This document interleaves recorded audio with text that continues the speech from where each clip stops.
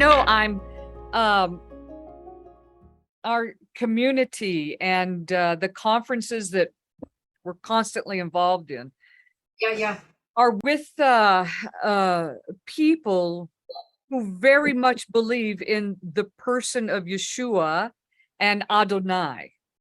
Yeah. Even the Jews. I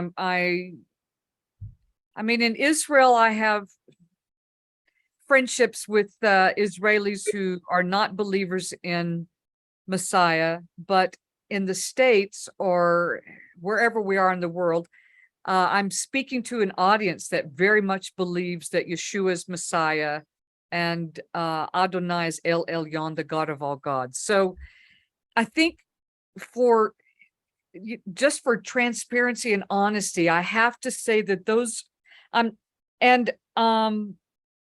that's not the end of the story. I understand about we become salvation here as well, but I want to make sure, Carrie, that I'm being honest with Yeah. you. I really value this new relationship. I really do. So I want to make sure that I'm being transparent and honest, and I'm not coming across in some way so that when we do meet, there's an honesty to the person that you already know. And that's really important to me. Me as well. Okay, good. Okay, good. So those are those hard lines. I get that. I mean, I that's a totally non-negotiable for me in terms of Adonai and Yeshua. However, how I understand Adonai and Yeshua, I'm always open to growing in and to moving forward with. So if I can share a perspective that I see with these two elements, with Adonai and with Yeshua, in diving into the sacred languages, Ken had shared, and you've heard us say this, you've heard him say it, you've heard me say it, to look as it instead of at it. We don't get hung up on those external narratives anymore, as far as historical records of who, what, why, when, and where, because so much has been altered and so much has changed. True.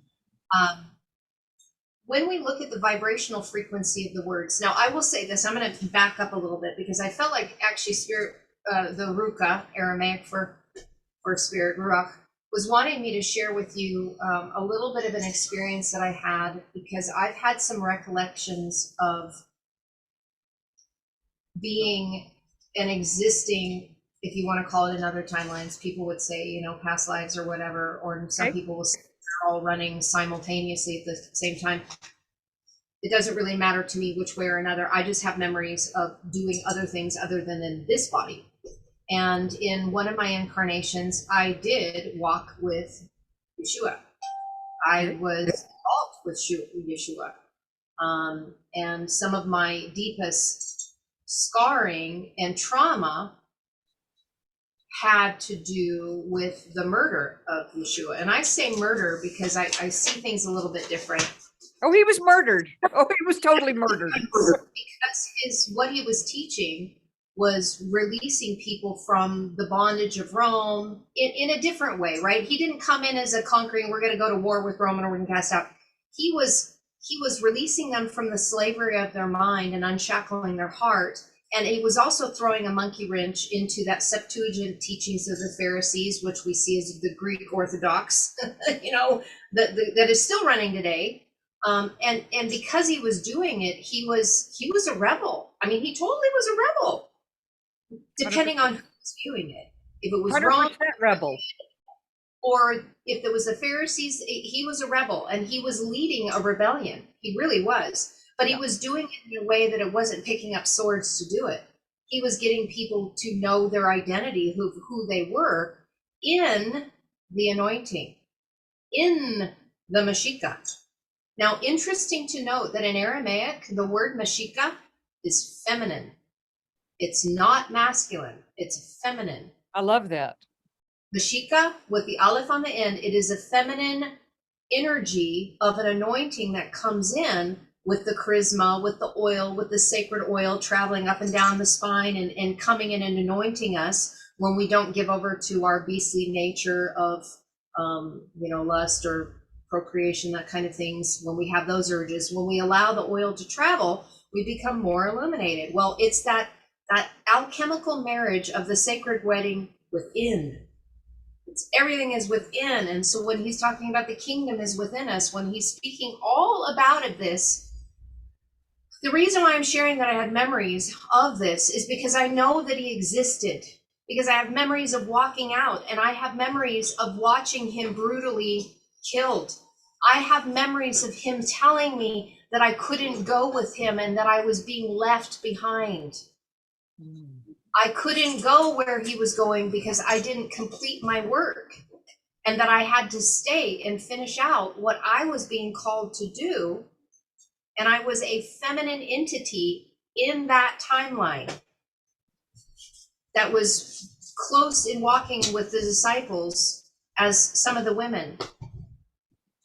Yeah, there are a bunch of women that actually was always with the disciples, because it took them to make sure they could do what they did, and more than that. They were also learning, which was one of those things that was absolutely no for the time. Well, actually, it was unusual. It wasn't a no. Mary sitting at the feet of Yeshua while Martha was in cooking. That was the way that you said, I want to be a disciple.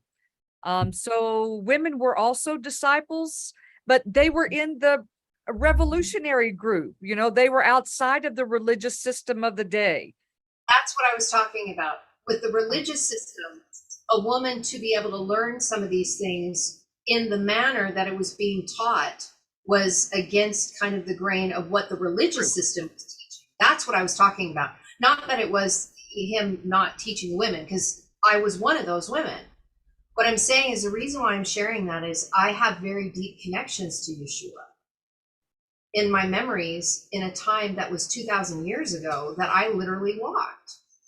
And my deepest trauma, I actually had to relive that, because one of the biggest fears that I've had that kept creeping up in this entire lifetime, and it was crippling, and it was affecting my marriage with my husband, and it was stupid. It was just stupid, and I didn't understand it until I started getting my memories back and started having these things flash, and I'm like, oh my God, no wonder why I'm so messed up in this lifetime, because I never dealt with the trauma. So it's attached to my little fractal self, locked within my DNA coding, and I get in an avatar body and it's not resolved. So guess what? I get to experience it again somehow, some way, so that I can resolve it and let it go. So we would be walking on a trail together, or when we were in our fitness, and he would run ahead of me and he would go around a bend. I would have such trauma that I was going to be left behind because I would go around the bend and he wouldn't be there. And it would freak me out. So I would push myself, because I had this nagging thing. I'm going to be left behind. I'm going to be left behind. I'm going to be left behind. And it was terrible. You can ask Ken. He can verify that. Yes, I did. It was horrible. Yes. It was horrible. Dealing with shadow. And it made no sense to me why I had this gripping fear until the memory came back of me being told that I couldn't go because I hadn't completed my work, and that I was being left behind. That's beautiful. I mean, that would be difficult, but that's beautiful. It was awful to live. I'm sorry. Oh, it's okay. It's just that memory was when you give the body and the soul and the mind so deeply in a pursuit, and how overpowering love can be. This is what I realized, is that back then, it's one thing to love the man without first finding the love that you have within you for you first. Because then everything's an external projection of that which you're truly trying to seek and find and hear. So when you put all of that energy externally and then it is taken away from you, it's like of your soul. Yeah, that's and fun. I needed to realize that whole essence of not being able to follow or being left behind was because I never fully embraced what he was teaching. I fell in love with the man, I fell in love with the teachings.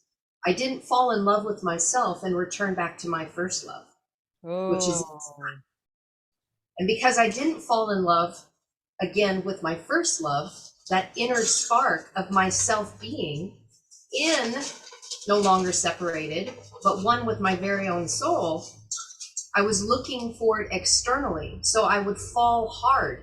I would fall in love really hard, and I would pour all of my energy into it, all my support, everything of my entire essence of my being, because I was projecting it outward of that which I needed to find within myself.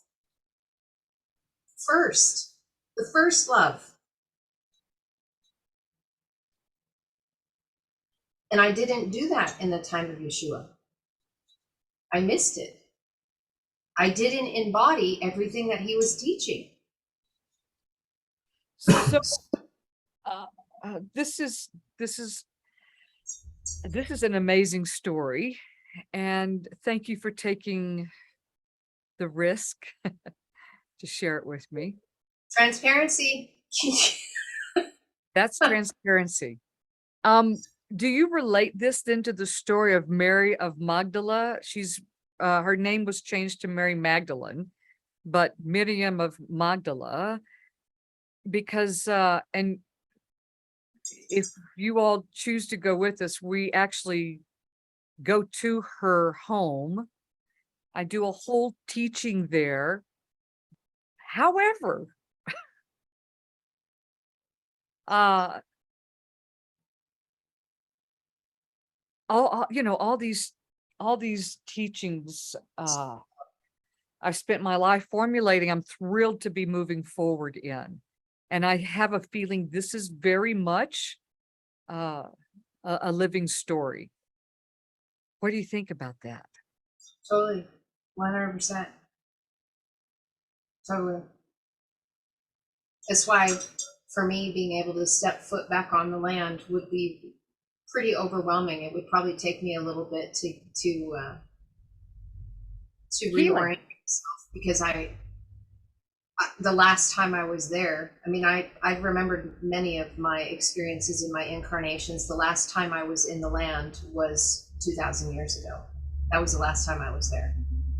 I've been lots of different other places, but that was the last time I was there. So When we're on are at authentic places, and we do that as much as there are authentic places, and when there aren't, we just sit on the side of the hill, or we don't do the we don't I'm not a good liar. I'm not going to say I don't lie. I hope I don't, but you never know. But we don't go to the Catholic places that they say things happen, because 99% of the time it's all lies. We don't do that. And Yana's not happy with the Catholic system because they always have a dead Jew on the wall. And if it didn't go good for him, it's probably not going to go good for me. So it gives me a creeper feeling. So just saying that we don't do Catholic things there.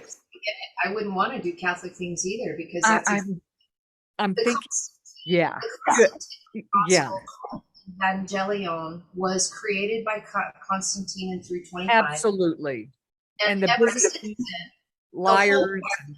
it's all gotten befuddled, because here, the truth of it is, Yeshua, when he was here, was speaking about salvation, and it had nothing to do with his murder. I'm sorry, it had nothing to do with that. The Evangelion, literally in the Aramaic writings, the word for gospel, when it's written, like when in the Pauline letters, when it's talking about and like trying to compare what is going on here, there's obviously, we know the word besorah, and then there's evangelion. There are different words that are being used in the Aramaic writings to convey a message, but in English, they're not translated that way. So you might have one word gospel, and you have scriptures, and you have these different words that are translated in English as the same, but it's not the same one underneath in Aramaic. So it's very, very deceiving as to what's being spoken. So the gospel that is spoken of much is the evangelion, and the evangelion is also connected to the Greek, right? It's a Greek word. So there was a Greek message that was being passed on that was not what Yeshua was teaching, and it literally spells it out. He was teaching salvation before he died. Before he died, Yeah. he was teaching Chaya. Chaya is the Aramaic word for salvation, aka life. That's why his gospel, he says, was from Yeshayahu, Isaiah. Set the captives free, heal the brokenhearted, return the favor of the Lord to the people. That was his, when people ask me the gospel, that's what I say, because that's what he said. But and what he was doing is he was returning their inheritance. And see, this is the part that I get so moved with when I speak with you. The inheritance is found in the language itself. Because the language itself is which is delivering us to the promised land. It's not a physical earth place that we put our feet upon, because everywhere we walk is holy ground, because we are holy when we are healed.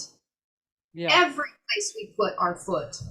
It's not outside of ourselves. It's the inward reality of the inheritance that was been given to us through the sacred languages in order to bring out in us the nobility and the divinity of who we are, so that we become one with Adonai. Yes, I do believe there's a supreme being. I'm not saying that there's not, but I do believe that we're all fractals of that same supreme being. And just like a Matryoshka doll, you got one being. Yeah. And I inside like that. one being, there's smaller and smaller and smaller and smaller and smaller and smaller and smaller, but they're all part of the one being. I like that. Sent out on this beautiful journey from the one infinite creator, Adonai. We separated ourselves. We became a vessel, the Bet, to behold, to have the glory within the vessel, to then Gimel, to go and gather and assemble ourselves as a rich man, rich in our nobility, which Ken has shared recently means generous, that we began our journey and our sojourn in that which we created so we can experience. So how? Because each fractal of self, every time that I have interaction with you, I get to see another aspect of Adonai that I didn't see before. When you interact with me, you get to see another aspect of Adonai that you didn't see before. This is how Adonai experiences itself through the myriad of all of us that are walking when we comprehend who we are, when we're not living in the shadow, when we're not living as the ego. So Yeshua was doing what he could to teach. And how revolutionary was this idea of returning the sacred languages back to the Yahudim when it was stripped away from them and it got lost because of all the conquering. And here they had to learn Greek. They became Hellenized. They learned the Septuagint. Bad.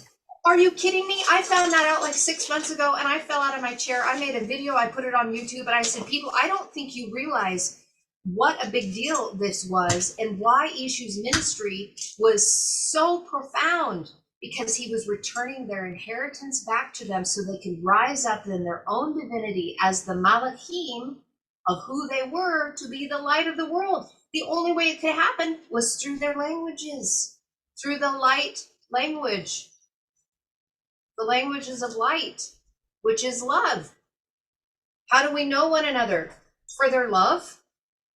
That's Is it. love Greek? No, it's not, because there's no vibratory, there's no way for us to tune in to the resonance like a tuning fork through Greek or through English. Through Aramaic and Hebrew, when you become it and that tuning fork is struck all the way, and then in resonance, you begin vibrating to that same frequency. The only way that can happen is you got to get in and study it. So the reason why I'm saying all this, I get so moved that the Jewish people have the language and they have no idea what they have. They just talk about it like, in the land, it's just how they converse. It's our common tongue. And I'm like, do you realize what you have? I just got goosebumps. Yeah. Like, Maybe we don't. the amazing vibration of every single word that you utter out of your mouth has the vibratory of that nature, that resonance of the one infinite creator Adonai that is wanting to express that divinity through and in all people. All people.